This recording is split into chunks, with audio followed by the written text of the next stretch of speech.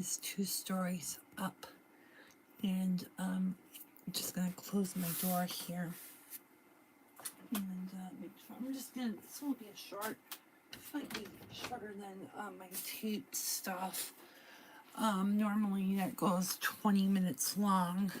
I thought I would just recommend you folks to check out my site today, my blog post I've written about work. The reason why I've not talked about it for the longest time is that has been a biggest trauma for me, to prove that I was functioning, and that's been a hard thing for me to process. I've not discussed it.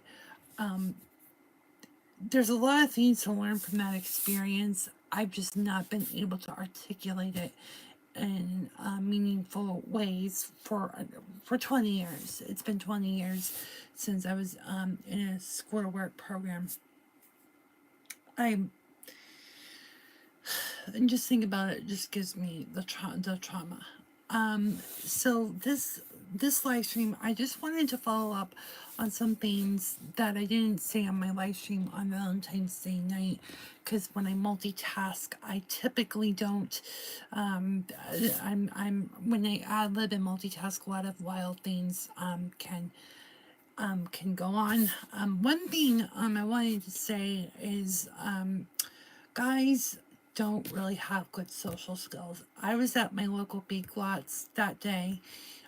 They're going out of business, so they're liquidating. And the guy did not do any hi, how are you, have a good day, whatever. He wasn't really engaging. I've noticed that when I've been going to Market Basket a few times, grocery shopping, and just some, because there's more dudes at the checkout lines now, probably to avoid sexism and stuff like that. But not that I go to grocery stores for cute girls, but even younger ladies, because they would be Gen Z or bordering. They're actually hiring people at 14, which is technically not, well, borderline legal. That's how desperate they need workers. But the younger generation, their socialization, especially with an institution like Market Basket, which is it's a local chain in the Boston, New England region.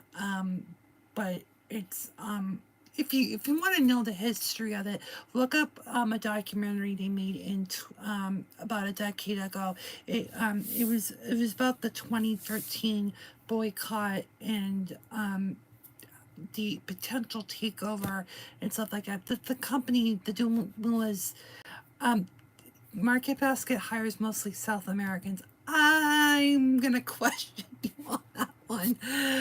So it depends. It depends on which one. And maybe the reason why there's South Americans is there's not enough Caucasian people that want to do that work, which is a whole nother thing. So I've written about that today. I thought I'd focus on just bite size. I tend to be a chronic writer. I'll write like 1,000 words, 2,000 words. I wanted to just do these in nuggets, especially when I'm revisiting. I use the word trauma very liberally, but there were things that shouldn't have been done, that was done. Not to get into the specifics of benefits, but not just welfare benefits, but retirement benefits that might apply for Massachusetts people. And I lived in New Hampshire, and there was like no understanding of the two different states. The Framingham, Mass locations fill with Long Islands. Well, that's because you're in Massachusetts. Sorry. I think it's like there's a few like Latino people in where I go, and just on the border in the New Hampshire side. But I'm not gonna generalize. So one of the things I was gonna say, other than that, and the lack of social that I noticed that you need. The other thing I wanted to do, people okay. the other thing I wanted to go at was something that I wrote in the description. I'm wondering if YouTube's going to ban me on this one. Homoerotism, this man crush, woman crush. Again, my own experience is biased here, but I get very icky when a man gets very close to me emotionally. I feel like I'm in Wonka's candy factory when I shop. Funny. Um, just just like this, like I don't understand why people like admire their own genders, and you see that more in feminist circles. I see that in guys who I just like. I'm not saying it's a right or wrong thing, but it leads into I just feel like it leads into like a brotherhood and a sisterhood, a groupthink. You know, I just feel like I'm a proponent of co-ed. We all exist, all genders. Why are we single out? Why does everyone have to be? Why does the girls' night out always have to be girls' night out? And of course, that could be nuanced depending on what type of women go out. If they're a bunch of married women, that might make sense that you don't throw one single guy in or whatever. But I just feel like, because I lived in this state my entire life, I can tell you homoerotism is rampant. Okay, your women cannot help themselves to be around their type, and the guys as well. And I just find it so icky. And I think that's where I think the sexism just builds up like a volcano.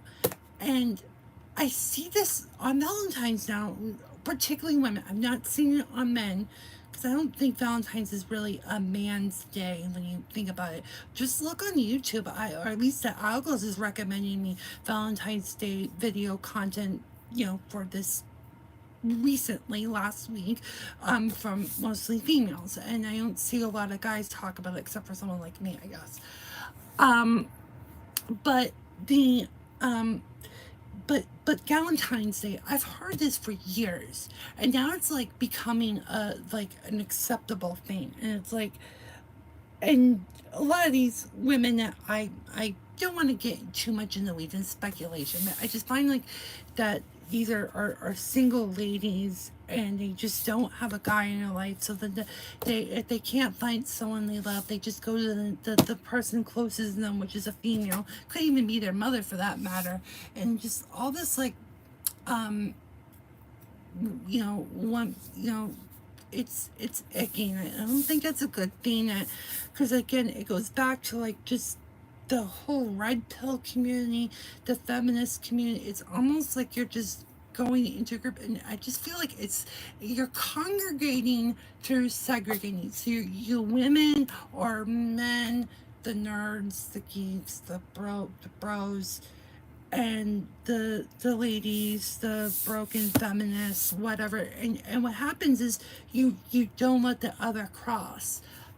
I've always wanted to be the bridge between two parties of any type. Insert demographic here, and be the bridge, but no one wants to come together. No one wants to coexist, although that's a very hippie phrase.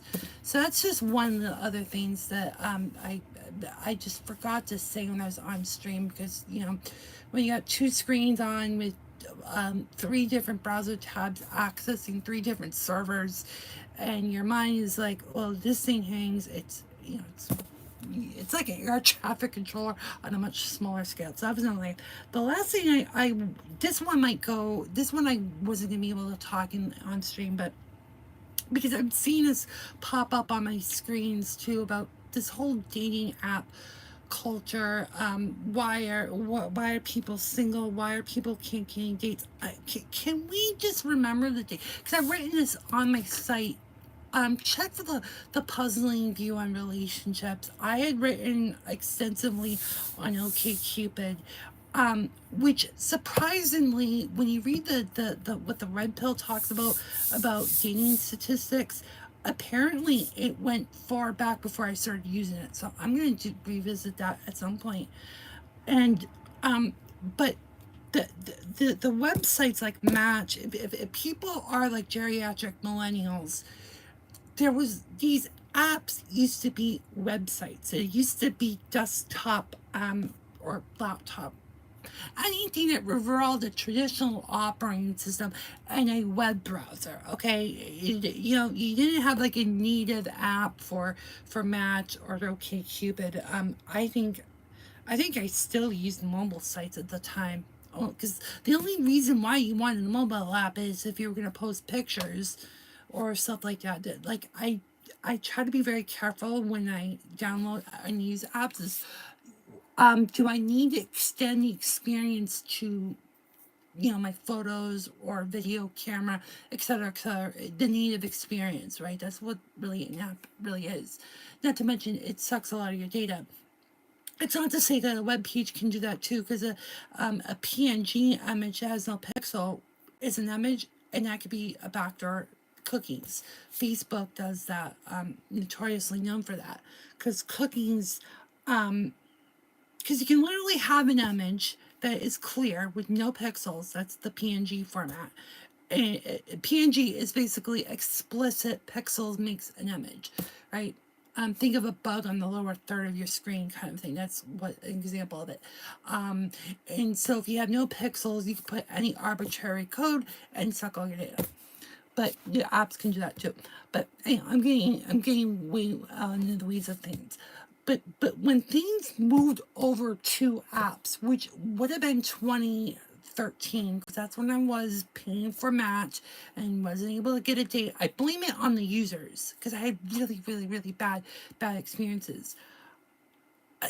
I don't know if it was algos at the time or what, but I mean, I would reach out and message and be very authentic too, and now I look back at it, is that I was like a very grown up Zoomer going against very immature millennials.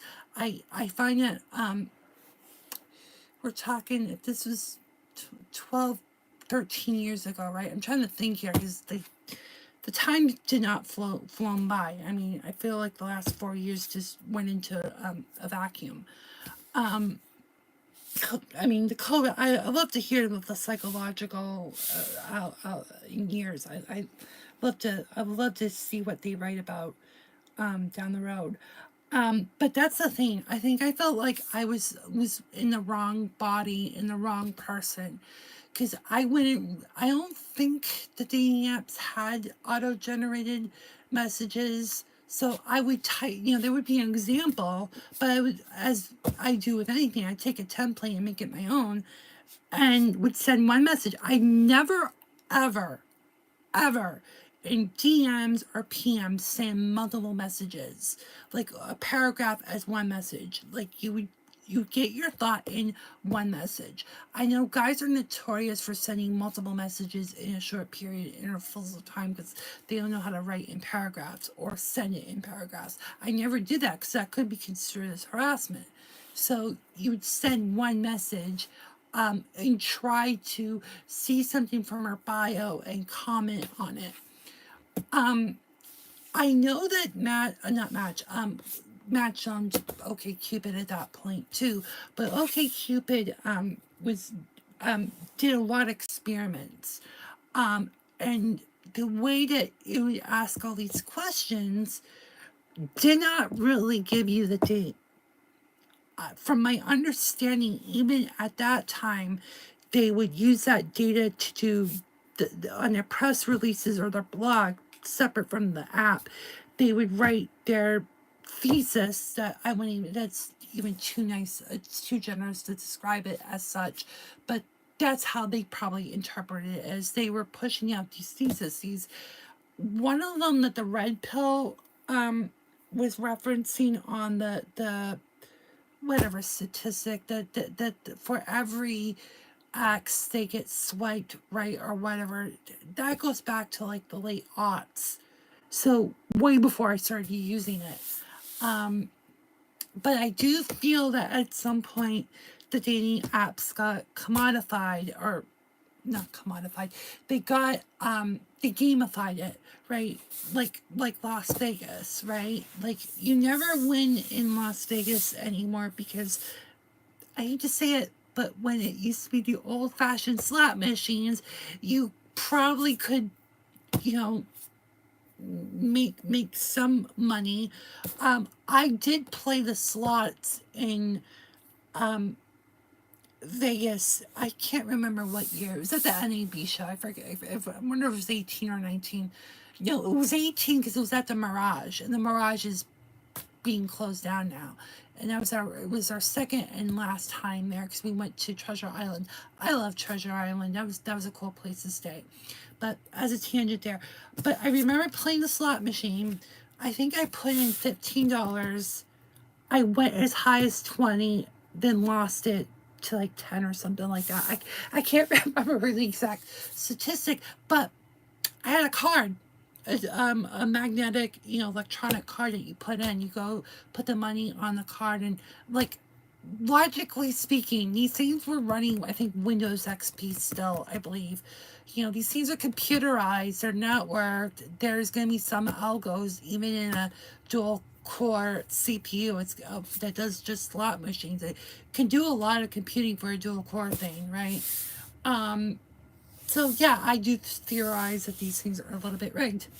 And I played it fair and square. I kind of got greedy, and it's so yes. But I think with dating apps, it's on steroids because you can put these things up in the cloud. You can pay AWS or Azure as much compute power, because what they do with everything you do on these dating apps are being logged.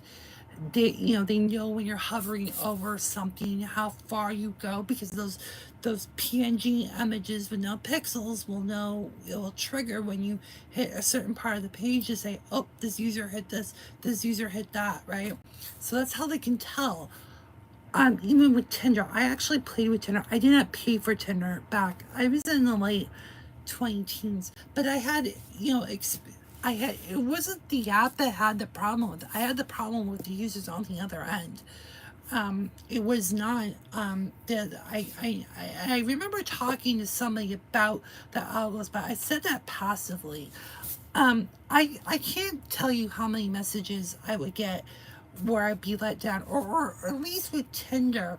This was the other thing, the loopholes of what you could post on those platforms. So they would put their Instagram handle, because of course a lot of the male experts will say, well, Instagram is the number one dating app in quotation marks, right? Because they get referred not from Match or Ok Cupid, but I know like on Tinder you could put your, because on the other platforms they would ban you or wipe it out or redact it. Because I remember like on Match, if you gave any inklings of other ways to contact you, that would get scrubbed out either by manually or automatically, right?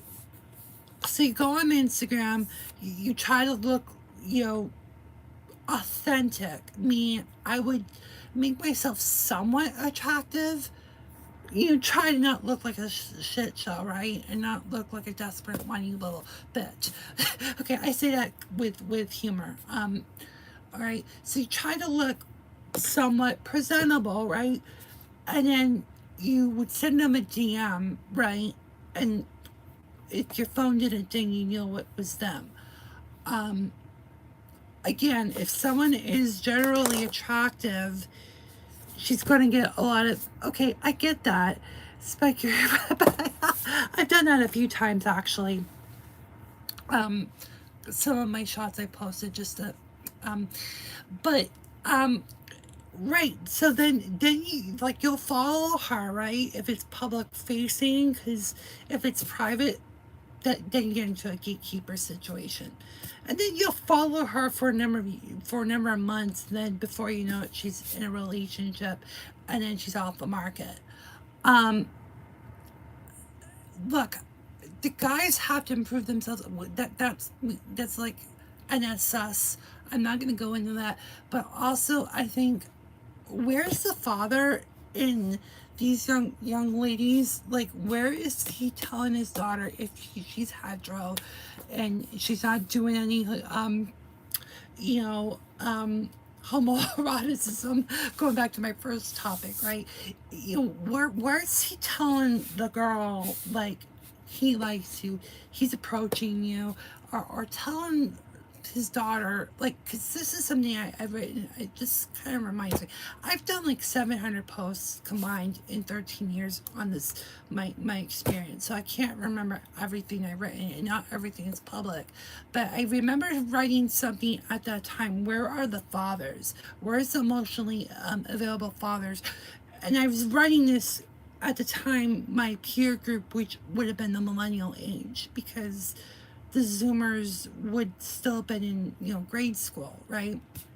A good number of them, 13 plus, God, 12, 13, to early teens. Let's just leave it at that, right? So, I remember I was at Hampton Beach one time.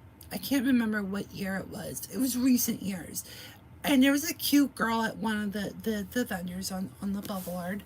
And I was showing interest with her. She was probably one of those South American types. Kind of go for them.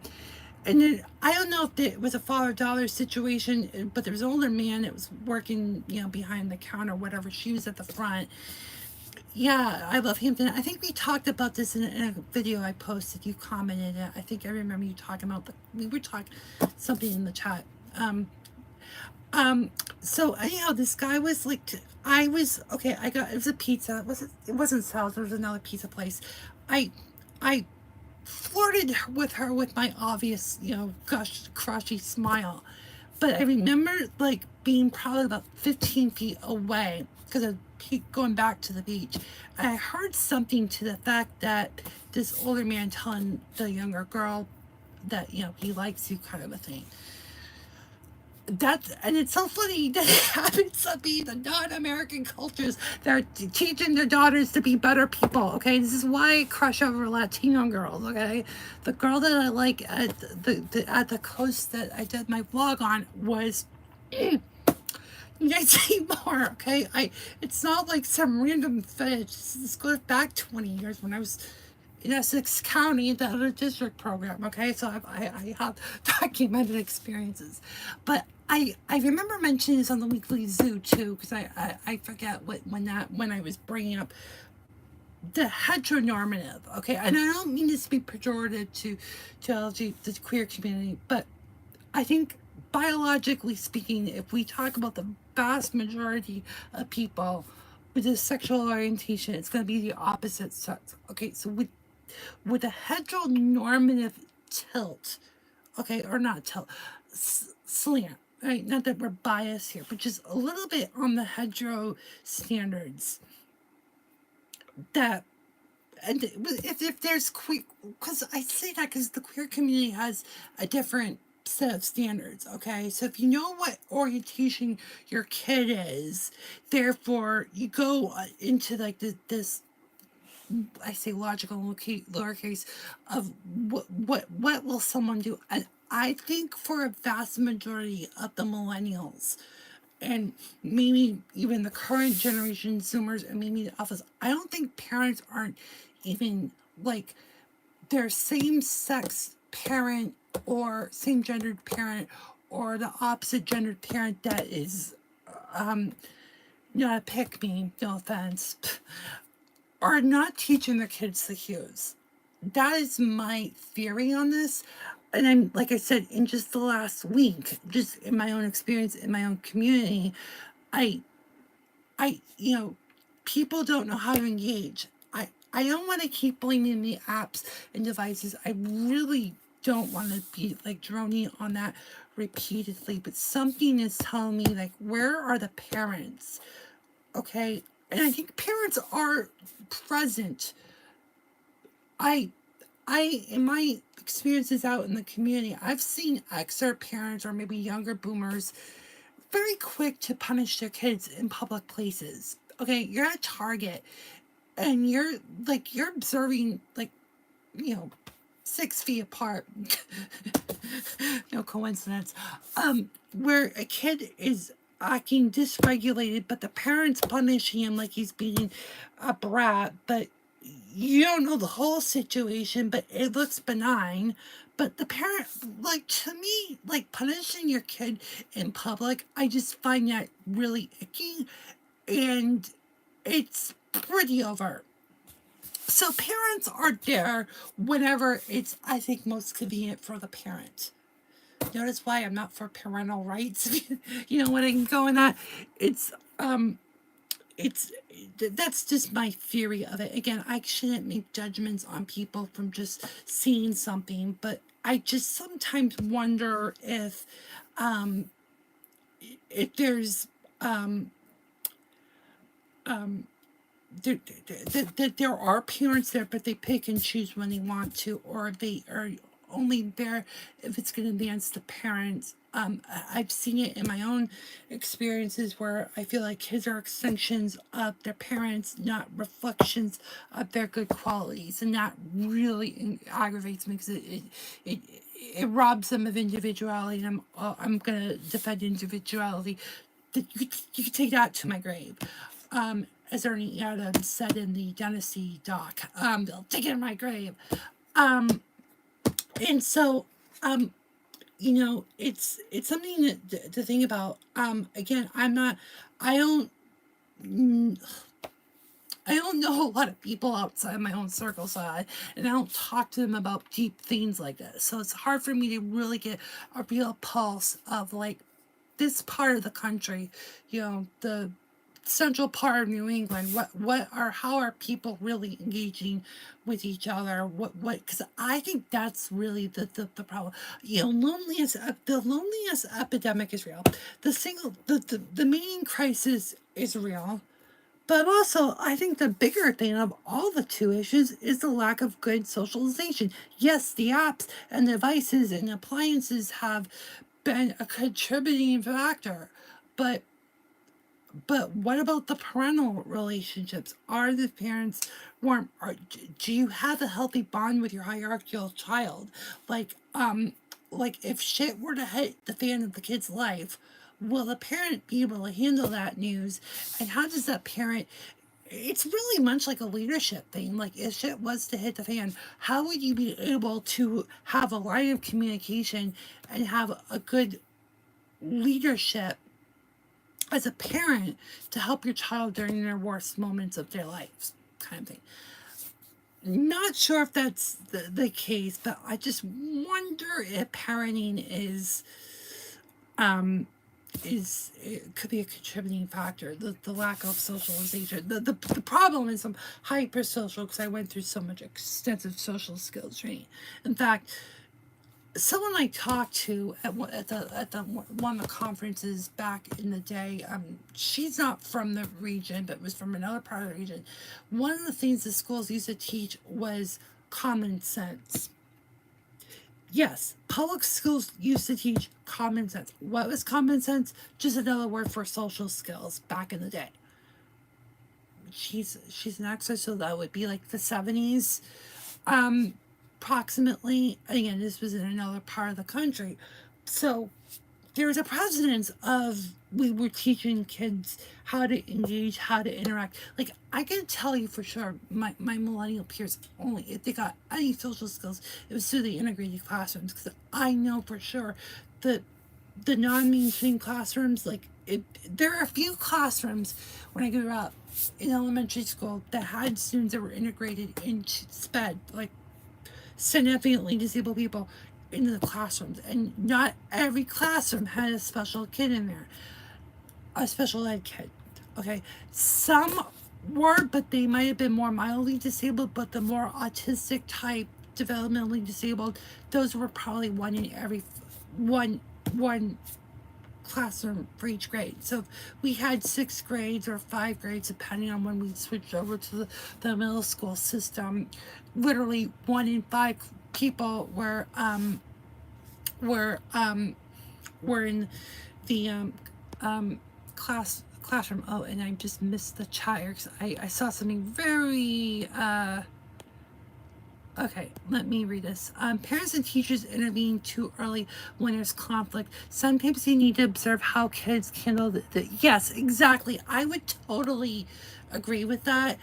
Um, I think part of that, and this is interesting too, because I've listened to several YouTubers that are ex teachers and they're female. And I'm sorry to single out their gender, but they're the ones that preach, oh, these kids need more accountability. These kids, and we don't even know the whole situation.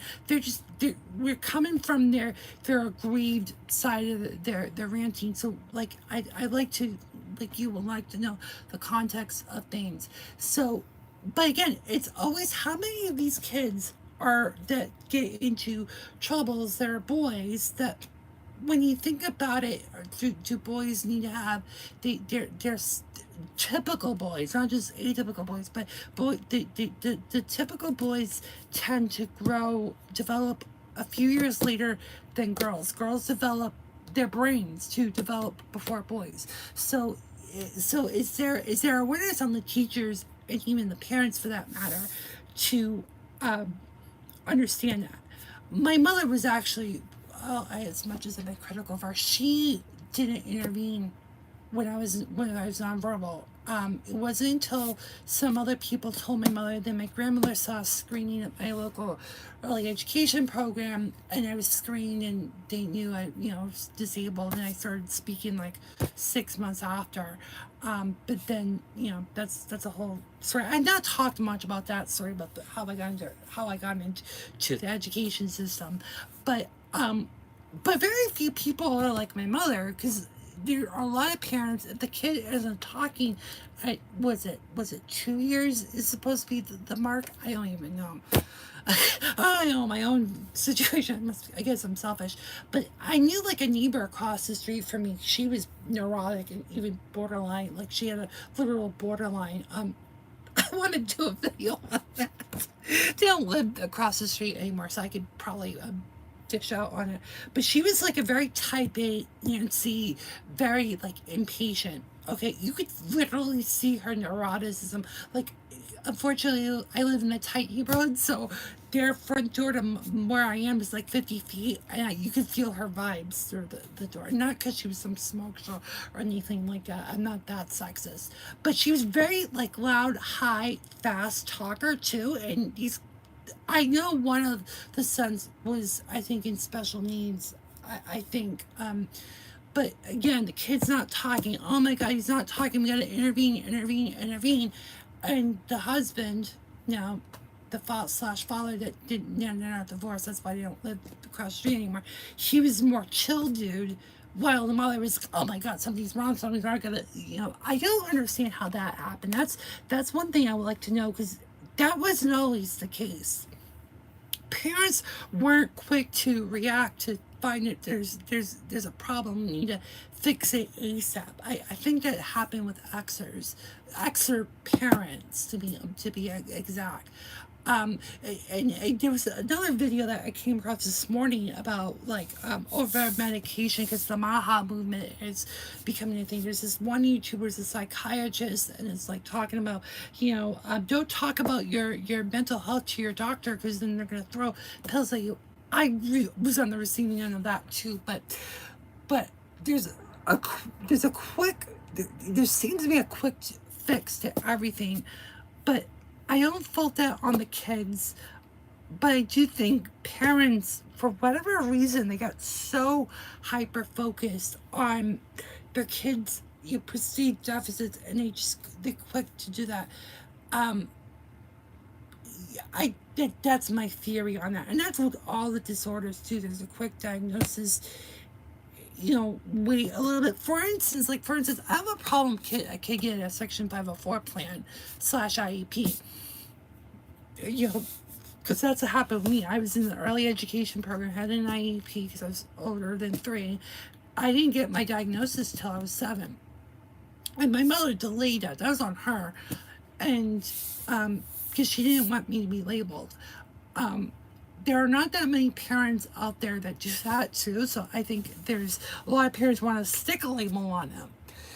and then define the kids by the label and then write them off, and then I think that's a whole nother thing. I think like they're but I think it's like a parenting style. My mother wasn't the typical parent because she wasn't. She had me young, and she didn't go to the parenting groups, which probably was a good thing after all. Like on one hand, like I like her to like get out there and talk with other parents, but then it would go into probably some homoeroticism situation, the sisterhood, and all that other crap that even happens in the parenting groups too. It's just like I believe in support groups, but I just don't like the exclusionary and seclusionary thing. I think that's really a thing. And I know I talked about that in the past too. Go look up my archives.